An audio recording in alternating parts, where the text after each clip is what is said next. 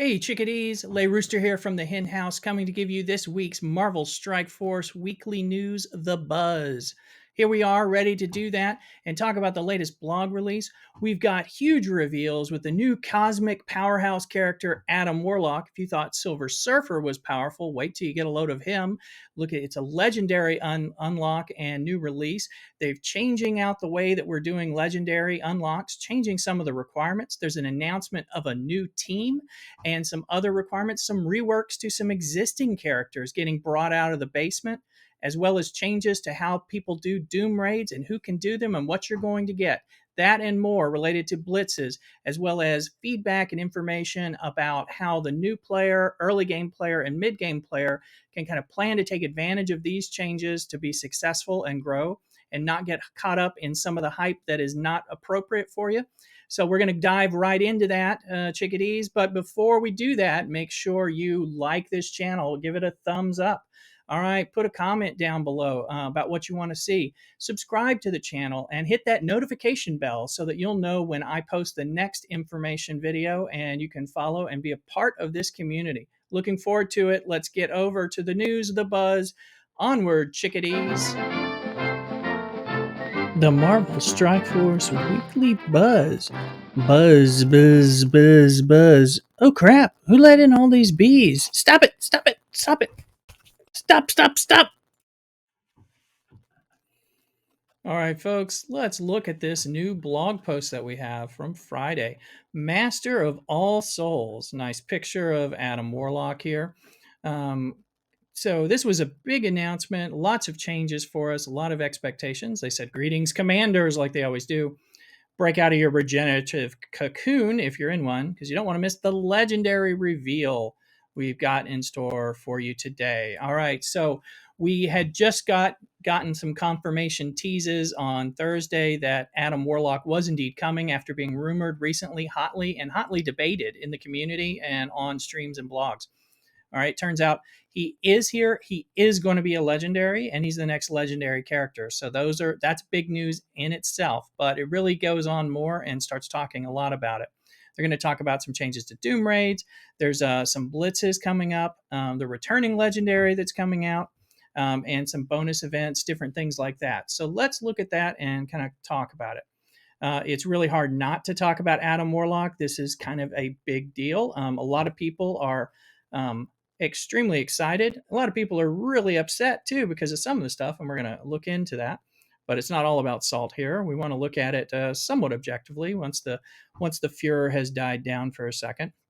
So they talk a little bit about Adam Warlock. He's a really important cosmic level character, similar to the Silver Surfer in power level and kind of cosmic origin and scope of the stories. He was involved in the actual Infinity War and Infinity Gauntlet comic book series, if you read the originals that were later changed and adapted into the MCU films for the Infinity War. And so he didn't factor in the movies because they don't have him in there, just like they didn't have Silver Surfer, but they were players in the actual story. So again, he's a very kind of a demigod, cosmic level character who's very powerful and is involved in guarding the Infinity Stones, which relates well to what's been going on in the MCU as well. So, and he formed the Infinity Watch team. All right, so we're going to get information about that team too. And they had their Strike Time video, which was informative if you watch that on YouTube as well from Marvel Strike Force. So they start talking about his different skills. He is going to be a hero, cosmic, mystic, and support character. So he will be a support character and useful in some support challenges and things like that. Be both cosmic and mystic, with Kestrel, with Silver Surfer, and with Doom, we're seeing people who have double tags, So this one has a cosmic and mystic, so that means they're applicable in more raids, more zones, and classify for things under two different categories when it comes to like real-time arena requirements and things like that. So we're seeing more of them, and they kind of fit in different places, and you can theory craft with them a bit. Also, they're announcing he's a member of the Infinity Watch. This is a new team. He's also a legendary, which we're like, yes, he's a legendary. So we'll kind of go from there. He's got big damage on his basic attack, and he's prolonging negative effects, applying bleed. special ability, really targets ability blocking all villain protectors, and disrupts all enemy protectors. The villain protectors, this looks, when we look at cosmic teams and think about villains, we think about the Black Order, who's been dominating the arena meta for over a year and is just starting to get chipped away on. The two of the five members of the Black Order, Thanos and Cull Obsidian, are villain protectors, so this is definitely targeted at them. Of course, it affects some other people too, but it really affects these guys on the Black Order, where he can ability block them and disrupt. It's unavoidable. His ultimate is overwhelming. They have a new ability called Safeguard that applies that to all the Infinity Watch allies. It's going to be very special, which prevents people from losing some of the abilities that they have when somebody is doing something to steal something from them in the game. So we'll kind of see how that plays out. Again, attacks with a lot of damage, does some stuns, chains, can't be counterattacked. A lot of positive stuff that sounds pretty impressive. His passive is Avatar of Life. On spawn, he's going to apply this Safeguard plus immunity to self and all Infinity Watch allies. That way it can't be removed typically. He's going to revive.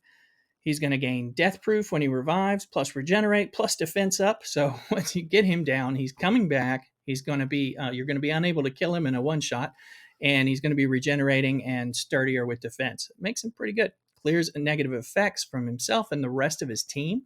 So he'll be really effective, kind of when he pops up that way, be a little bit like Phoenix popping up and things change, So he's going to clear regeneration from the enemies. And if an enemy is regenerating, he's going to clear that, and he's going to apply 2 turns of that to the most injured ally. So that's pretty cool. Basically going, I see you're healing, and we're going to put that on the person that needs it the most on my team. So again, the Safeguard ability, the regeneration, all this stuff is quite special. And whenever an Infinity Watch ally gains Death Proof, he will apply the Safeguard to that character. That Safeguard is going to prevent them from losing that ability, at least for a time until that can be removed. So we'll see how this all works out in practice, and we'll see from there. Now, if the character has 4 or more Infinity Watch allies, meaning you're going to want the team, lower damage by 10% for all enemies, so they're nerfed. Gain max health, gain armor, boosting the Infinity Watch team. So now the Infinity Watch, the piece that they're not really talking about here it's important. The Infinity Watch team is coming. We've heard about some other characters like Moondragon and things that aren't in the game that are in the comics that are traditionally part of the Infinity Watch. But what they did confirm in the Strike Force video is that 2 characters that we know and don't necessarily love, in fact, we don't have a lot of use for them, Gamora, formerly known as like the deadliest woman in the galaxy, is going to gain some type of empowered state when she's on the Infinity Watch team with Adam Warlock. So she's going to suddenly be a lot bigger and badder, which is good because she doesn't fit. She gets bumped out of the Guardians team as soon as you get Star-Lord and doesn't really have a good place.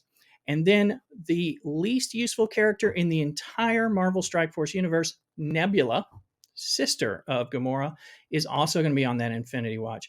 So for those of you who have cursed the darkness repeatedly whenever you draw extra shards on Nebula or get high red stars, she's actually going to have a use and belong on a team for the first time, and it's going to be this cosmic powerhouse team, so maybe she'll be useful. We'll see what we get when we get her kit, and when we see how the team actually works once they're unlocked and everything, and we have some display.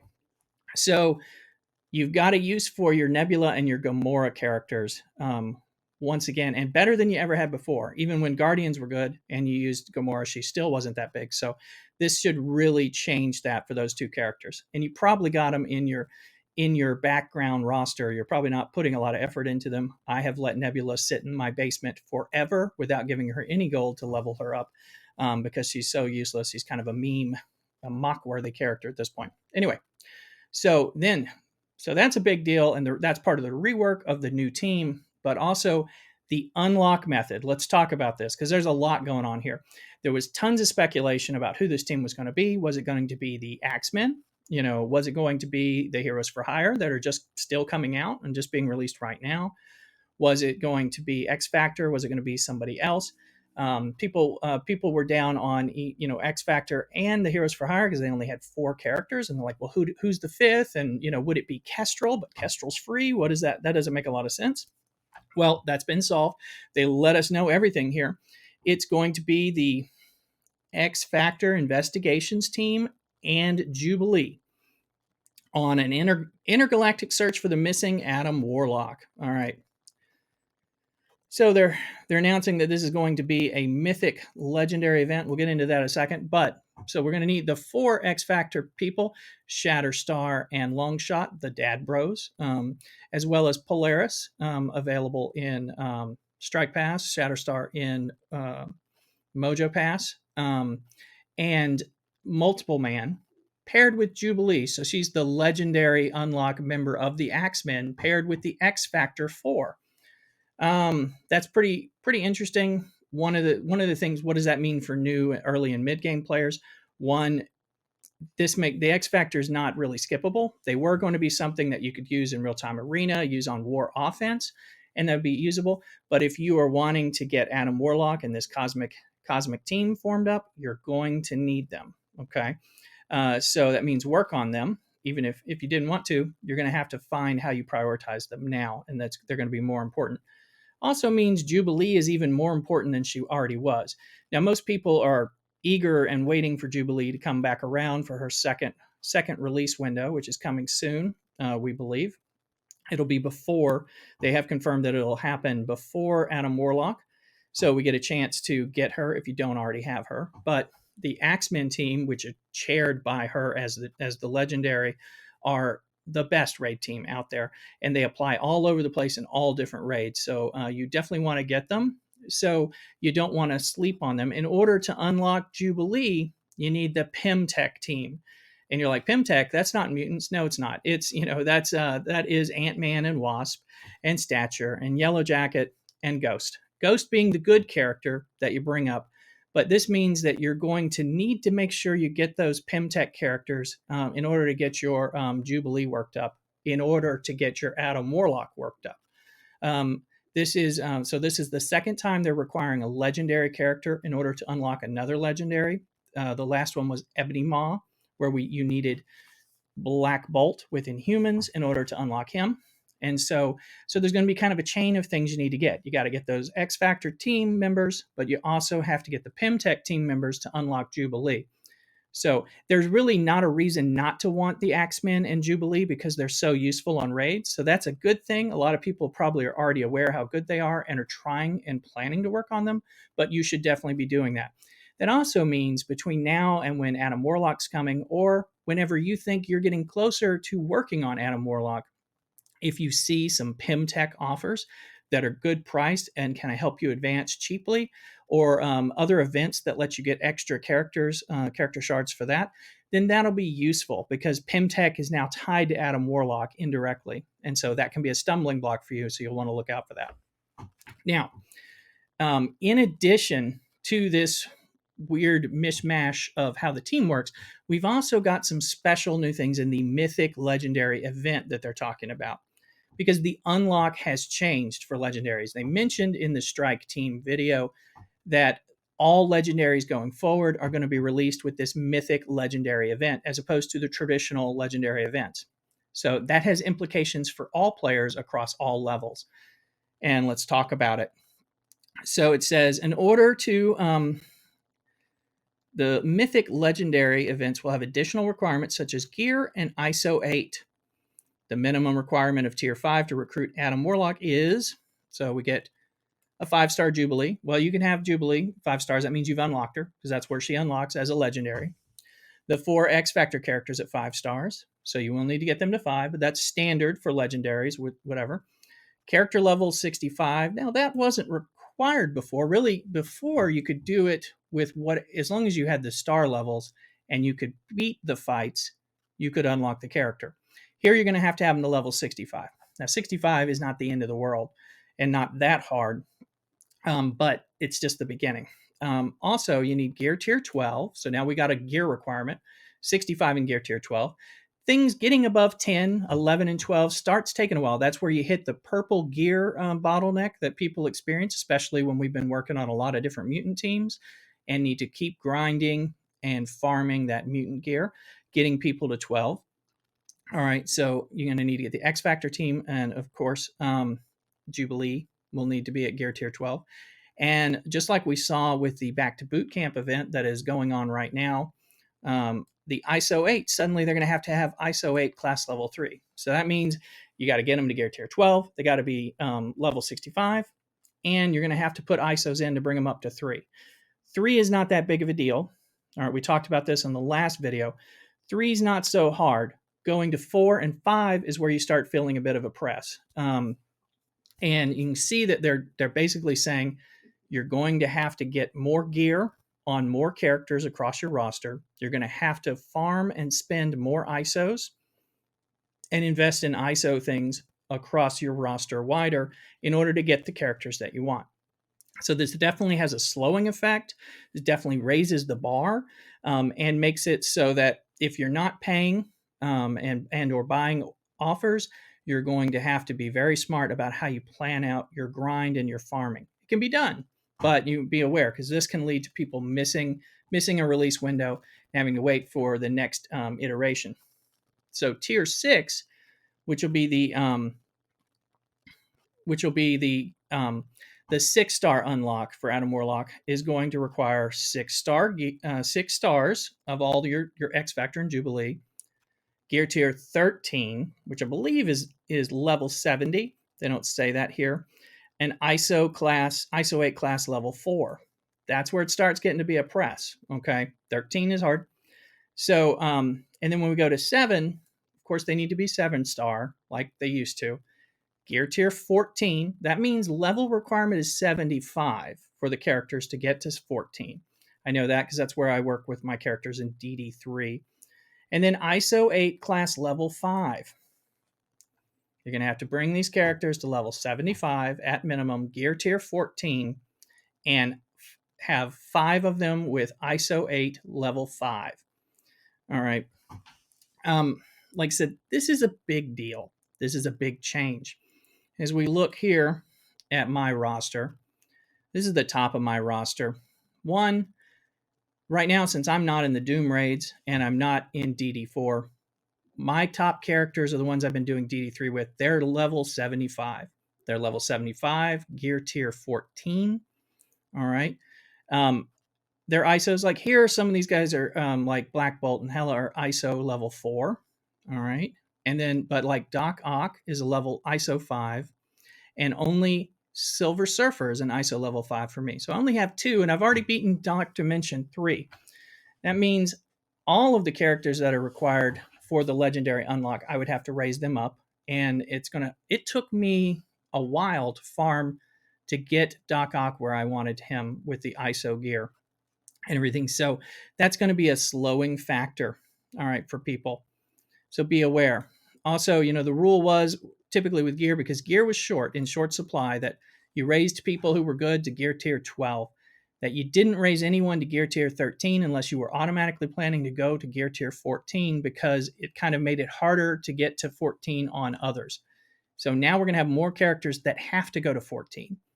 So not just the ones that, you could be selective and patient and farm. There's more that are going to have to go in addition. So that's just going to make you have to have a wider, bigger roster, which is going to tempt people to spend or frustrate people. And we'll see. Maybe they'll give more gear. Maybe they'll give more ISOs, but I doubt it. I imagine we'll have some abilities to farm them a little better as that gets better.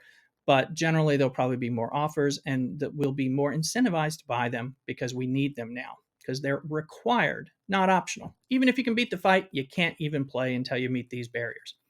You must be this high to enter and ride this ride, and that ride is gear tier 14 and ISO level 5 for all the characters that are needed. So, going to take a lot of prep there. Now, he's not starting yet. It's going to be a little while, but still. That's all the stuff about Adam Warlock, and honestly, it's a lot. People will be talking about this. We'll be seeing what happens with that. Now, with the Doom raids, they've changed the Doom raids up a bit. They were calling the Doom raids the first strike. was something they said was going to change eventually, and they're getting ready to change it now. And they're going to link them more to ISO 8, meaning the requirements to participate. This sounds very familiar to the boot camp event that's going on, as well as the Adam Warlock thing. So we're going to be starting to see a lot more requirements of ISO 8. I mentioned before, I and everyone got this survey from Marvel Strike Force, and they were asking a lot of pointed questions about why aren't you spending more on ISO 8? Why aren't you farming more? And a lot of us probably said, well, I'm kind of where I'm at. I don't want to be wasteful and everything. It sounds like they are wanting us to spend more time and invest more resources on farming ISOs, using them, and then having more reasons to need to buy them. So that's what's coming up, it looks like. And they're operationalizing that so that if you want to play, these are the things you're going to have to do. So characters used in the first 5 nodes of Doom 1 will now need to be equipped with at least ISO green class level 4. When we talk about that's not that easy, that's where it starts becoming a little difficult. And then after, that's just the beginning of the first 5 nodes. After that are going to require class level 5. So you're going to have to, for your Doom raid teams, you're going to have to make them specific. You're going to have to target them to ISO class level 5. You're not going to be able to mix and match so well because you're going to only have so many resources. So you're going to want to know what you're doing and think about that carefully as you move forward. Yes, they will serve you well if you hit the right ones, and I'm sure there'll be lots of helpful information in the Discords and such for that. But that's going to change. Also, they're going to give ISO resources as the rewards, including ISO 8 Blue, which we know is coming. That'll be like ISO level 6, so to speak. And they're going to when you reach completion of at least 30%, you'll now get some ISO credits, which will help you get ISO 8 Blue through orbs, like the gear credits that we have. That'll be cool. We'll find out more about that. He said we're going to be reducing the overall difficulty of Doom 1. All right, this raid will be ultimate challenge, but it's going to be more focused. So one of the things they said, there's going to be the raid difficulty selector, but it'll have a reduced unlock requirement of completing Ultima 7 at 60% instead of the previous 100%. So before, if you were on Ultima 7, 7.5, you had to complete it at 100% to get into the Doom raids, and then that would let you in. But now you'll only have to do 60%. So more people will be able to get into the start of Doom, but they won't necessarily have all the gear and the equipment that they need on their characters to be successful in Doom. That sounds a bit like making it so a lot more people get in to see the velvet rope of the things I wish I could do if only I bought an offer. So be aware of that. And again, there's going to be a lot of farming if you want to reduce spending or don't want to spend, which is fine. And so just kind of know ISOs can't be ignored anymore. We're going to need to be farming them daily for the ions to spend and fund them, as well as for all those little ISO crystal components in order to fuse them, because it takes 1 million of them over time. They also announced the APIs coming. This is good news. That's application programming interface will allow things to mess up, kind of interface and connect. The MSF.gg is a great website that helps us plan out, track your teams and things like that. The API will allow the game to speak to that and other types of tools so that you don't have to manually update your information for tracking. That'll be great. That can't come fast enough. Looks like they're going to let third-party developers and people apply to tie into that. So that should lead to some good things that help us manage our rosters better and help alliances probably too and alliance leaders. So that'll be good. Character availability. All right. Speedster and a Symbiote here. So coming on May 25th to the Raid store, we'll be able to get hands on Yo-Yo. All right, Yo-Yo coming to the Raid store. Now that is good news. Yo-Yo's hard. Yo-Yo's good. She's fallen off a little bit like anyone is after time because of power creep. But she's coming to the Raid store. So she'll be available for purchase with Raid credits, which is a lot easier because she was locked as a premium drop unlock on the premium orbs.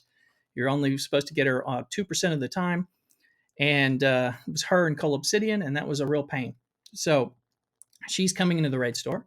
In fact, I just missed my 7-star Ebony Maw unlock because I didn't have either Yo-Yo or Karnak up to 7 stars because Yo-Yo's so hard.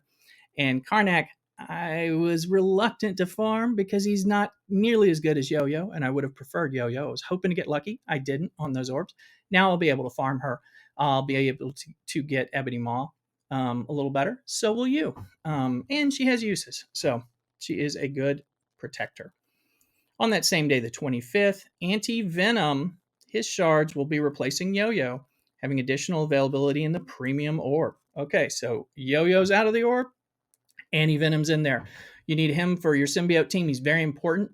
He's one that you take to Dark Dimension 3 and Dark Dimension 4. And he's definitely part of that glue that keeps that team together. So you're going to want him, and now we have a means of at least getting lucky with him, but that means you're going to have to open a lot of premium orbs to get him. All right. And we're going to have an upcoming Anti-Venom Blitz. So it's good to know because that's going to be easier to get some shards for him than in those orbs. So that's coming. Great. Returning legendary event. All right. Returning is Surgical Strike on May 31st. Dr. Octopus coming back. All right. This is great for those who are looking for Doc Ock. He's great. He's often was talked about being a late game. He's a late game legendary. The truth is, we all thought he wasn't that effective in the very beginning when he came out. It didn't look like that. And after we got our hands on him and started playing around with him, we realized, gee, he's like the best legendary. He's really good. And again, he's helped in DD3. You're going to take him all over the place. It's going to help you in raids. He can do a lot of stuff. He can do things in RTA. He's got the goods. So he's coming back. You need your X-Force team built up in order to unlock him. So be working on your X-Force if you haven't already. They're a good war offense team that blasts some people and punches up really well. And then Dr. Octopus is great on his own and on different teams and really elevates his Sinister Six team when you do that, whether you're putting him on war defense or something else, or just using them in other places. So, and I know we use Doc Ock in Arena and different places like that. So he's coming and you'll be able to use him. So prepare for that. Don't miss out. All right. Upcoming blitzes. Hero and a classic Kree. The Pursuer Blitz on May 24th, just in a couple days. We're going to be able to get Korath, the Pursuer Shards. Okay, now, so early game, mid game alert here. Korath is one of those characters that most people who've been playing longer already have maxed out and are not going to be looking to get him. Okay. So that means early and mid-game players, you can farm him and rank higher by pushing in this blitz to get him. Why do you want him? Well, he does work well with any of the Kree teams that you can do, which are nothing too special. I mean, I use them in blitz. You can use them in some war cleanup if they're big enough. But he's also a mercenary. And works well with Taskmaster and the Mercenary Squad and helps you with the Mercenary Gold event, Payday event. So that's good. And he's one of those characters that he's not like so needed in like some Kree team that's powerful because there's not. So you can actually leave him on the Mercenaries. You can use him in your Mercenary War Defense if you so want, and in other teams, part of a Blitz team, that kind of thing. So he's made to work with that Mercenary Taskmaster team. So you might as well get him and use him, and then you're not having to move people around. It gives you a good option. So, and you won't have to fight as hard for him. But then May 27th, Heroes for Hire. We're getting Misty Knight's Bionic Detective Blitz. So that's going to be a hot one. That's one. Now, I want to say everyone's going to care about it. Everyone's going to care because it's a Blitz release of a character who just came out. But we now know that Heroes for Hire are not unlocking the next legendary because it's XFactor and Jubilee, and we didn't know that until now. So people may not care as much, but I know that I'm happy to have them as a war defense team. If you're looking to round them out, she's essential to that new Heroes for Hire war defense team. So go ahead and blitz for that. There's probably still going to be plenty of interest, but maybe not as much as if we thought she was unlocking the legendary, because that would be everyone working on that. So we'll see on that. And then some bonus and flash events. Just before Star-Lord comes back for his retiree event on May 21st, we'll be able to get more Guardians and Ravagers to unlock him with the 2-time campaign node. And again, there's a lot of characters you can use, the Guardians or the Ravagers for him. And now that we know that Gamora is going to be an empowered member of Infinity Watch, working on her to help you on the side get Star-Lord and also build her up for the Infinity Watch makes more sense too, as well. And then on May 28th, Chaos Theory comes back with your Wakandan team and for the Flash event. So that way we can earn the silver and gold promotion credits that we all need.